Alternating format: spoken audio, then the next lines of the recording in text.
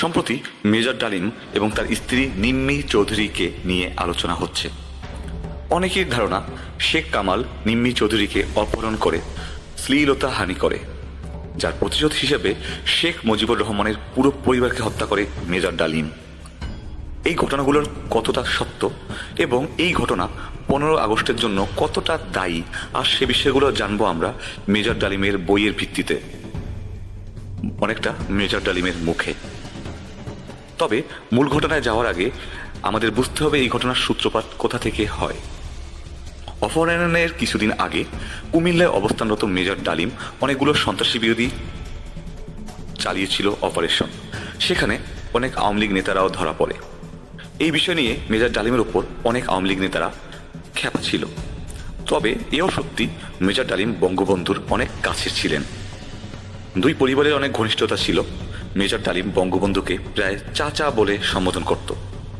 এমনকি শেখ কামাল মেজর ডালিমকে বস বলে সম্বোধন করত। কুমিল্লায় গেলে শেখ কামাল মেজর ডালিমের বাসায় অবস্থান করত। এখন চলুন মেজর ডালিমের ডালিম বলছি বইটি পড়ি। বইটি বড় হওয়ায় এবং বড় আকারে থাকায় আমরা বিভিন্ন জায়গা থেকে নিজেদের মতো করে আপনাদের সংক্ষেপে বুঝিয়ে দেব। এই চ্যাপ্টারটির দিকে খেয়াল করুন। চ্যাপ্টারের নাম আমার স্ত্রী এবং আমি গাজী গোলাম মোস্তফা কর্তৃক অপহৃত হই। 1974 সালের মাঝামাঝি ঘটে এক বর্বরচিত অকল্পনীয় ঘটনা। দুষ্কৃতিকারীরা দমন অভিযানে সেনাবাহিনী তখন সারা দেশে নিয়োজিত। আমার খালাতো বোন তহমিনার বিয়ে ঠিক হলো কর্নেল রেজার সাথে। দুপক্ষই আমার আর বিশিষ্ট ঘনিষ্ঠ, তাই সব ব্যাপারে মধ্যস্থতা করতে হচ্ছিল আমাকে এবং নিম্মিকেই। বিয়ের দুদিন আগে ঢাকা এলাম কুমিল্লা থেকে। ঢাকার লেডিস ক্লাবে বিয়ের বন্দোবস্ত করা হয়েছে। সেই বিয়েতে অনেক গণ্যমান্য সামরিক এবং বেসামরিক লোকজন, বিশেষ করে চোমরারা এসেছিল অতিথি হিসেবে। পুরো অনুষ্ঠানটা তদারক করতে হচ্ছিল নিম্মি এবং আমাকেই। আমার শ্যালক বাপ্পি ছুটিতে এসেছে কানাডা থেকে। বিয়েতে সেও উপস্থিত। বিয়ের কাজ সুষ্ঠুভাবে এগিয়ে চলছে। রেড ক্রস চেয়ারম্যান গাজী গোলাম মোস্তফার পরিবারও উপস্থিত রয়েছে অভ্যাগতদের মধ্যে।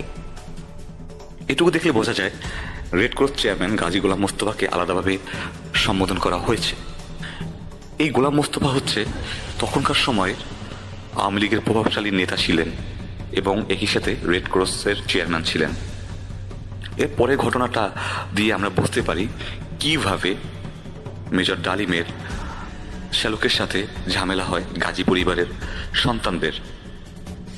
যেমন এখান থেকে বেয়াদব ছেলে, মস্কার করার জায়গা পাওনি, খবরদার তুমি আর ওই জায়গায় বসতে পারবে না। মেজর ডালিমের শ্যালকের চুল বারবার টেনে দিচ্ছিল গাজীর ছেলেরা।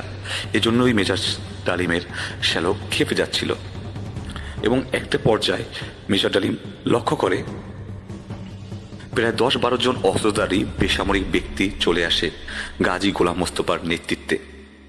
গাড়ি থেকে প্রায় চিৎকার করতে করতে বেরুলেন গাজী গোলাম মোস্তফা। কোথায় মেজর ডালিম?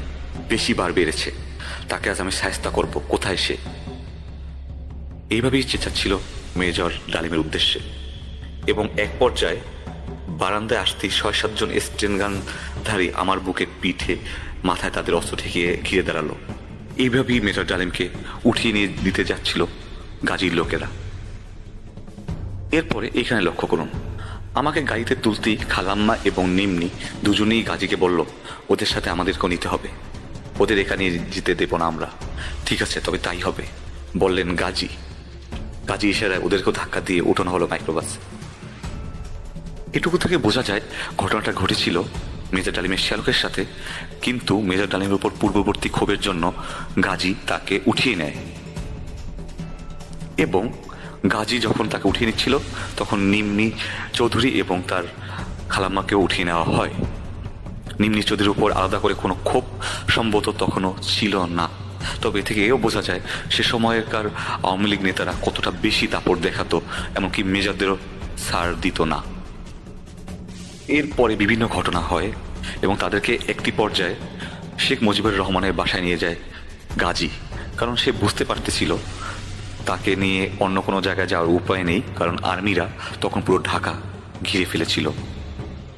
এরপর এখান থেকে দেখুন শেখ মুজিবুর রহমান বলছে গাজীকে উদ্দেশ্য করে, হারামজাদা এটা কি করছস তুই? গাজী উদ্দেশ্য করে গর্জে উঠলেন শেখ মুজিব। চেয়ার ছেড়ে উঠে এসে নিম্মি এবং আমাকে জড়িয়ে ধরলেন তিনি। খালাম্মা ঠিক মতো হাঁটতে পারছিলেন না। কামাল, রেহানা ওরা সবাই ধরধরি করে ওদের উপরে নিয়ে গেল। শেখ সাহেবের কামরায় তখন আমি, নিম্মি আর গাজী ছাড়া অন্য কেউ ছিলেন না। এই জায়গা থেকে লক্ষ্য রাখতে হবে, শেখ কামাল তখন গাজীর সাথে ছিল না। সে সাহায্য করতেছিল মেজর ডালিম এবং তার স্ত্রীকে। বাট এখান থেকে আমাদের অন্য একটা দিকে নজর দিতে হবে। এইখান থেকে গাজীর বাসা থেকে ফোন এসেছে। বাসা থেকে খবর দিল আর্মি গাজীর বাসা রেড করে সবাইকে ধরে নিয়ে গেছে। শুধু তাই নয়, সমস্ত শহরে আর্মি চেকপোস্ট বসিয়ে প্রতিটি গাড়ি চেক করছে। এই ঘটনা থেকে এও বোঝা যায় আওয়ামী লীগের নেতাদের সাথে তখনকার সময় আর্মিদের কি ভয়ানক রকমের বিরূপ প্রতিভাব ছিল। এরপরে আমরা এখানে লক্ষ্য করতে পারি, নিম্মির কথা শুনে ওকে জড়িয়ে ধরে মাথায় হাত বুলিয়ে আদর করে বলছিলেন, শেখ সাহেব, মা তুই শান্ত হ, হাসিনা রেহানার মতো তুইও আমার মেয়েই। এই ঘটনা থেকে বোঝা যায় শেখ সাহেবের সাথে কত ভালো সম্পর্ক ছিল মেজর ডালিমের পরিবারের। তবে এও স্পষ্ট যে আওয়ামী লীগ নেতাদের খুব ভালো মতো শাসানোর ক্ষমতা তখন শেখ মুজিবুর রহমানের ছিল না। এর পরবর্তী ঘটনাগুলো আপনাদের জন্য সংক্ষেপে বলা যায়।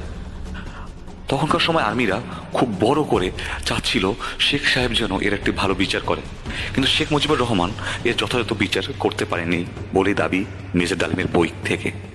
এবং এক পর্যায়ে মেজর ডালিম আর্মির বড় বড় স্টাফদের, ছোট ছোট স্টাফদের নিয়ে হুমকি দিতে থাকে, এর বিচার না করলে এর বিচার তারা নিজেরাই করবে। এই ঘটনায় আওয়ামী লীগ এবং আর্মিদের মধ্যে একটি অস্বস্তিকর অবস্থা তৈরি হয় এবং এর পরিপ্রেক্ষিতে 1-1.5 মাস পর মেজর ডালিম থেকে শুরু করে যারা যারা বিদ্রোহ বা বিচারের হুমকি দিচ্ছিল তাদেরকে বরখাস্ত করে আর্মি থেকে, যেটা ছিল শেখ মুজিবুর রহমানের অন্যতম একটি ভুল বা ব্যর্থতা। এর পরিপ্রেক্ষিতেই মেজর ডালিম এবং অন্যান্য আর্মিদের মধ্যে একটি ক্ষোভ দানা বাঁধে এবং যার পরিপ্রেক্ষিতে আরও বিভিন্ন ঘটনা জড়ো হয়ে এক পর্যায়ে এই বিদ্রোহের দিকে এগিয়ে যায় এই আর্মির দল। তো স্বাভাবিকভাবেই আমরা বলতে পারি এই ঘটনার মধ্যে অনেক কিছু সত্য এবং মিথ্যা ছিল। শেখ কামাল কখনোই অপহরণ করেনি নিম্মি চৌধুরীকে, তার শ্লীলতাহানিও হয়নি। তবে শেখ মুজিবুর রহমানের আওয়ামী লীগ এবং আর্মিদের মধ্যে যে দূরত্ব, সেটা একসময় কাল হয়ে দাঁড়ায় শেখ মুজিবুর রহমানের জন্যই। আজ এ পর্যন্তই, কথা হবে অন্য কোনো টপিক নিয়ে। ভালো থাকবেন।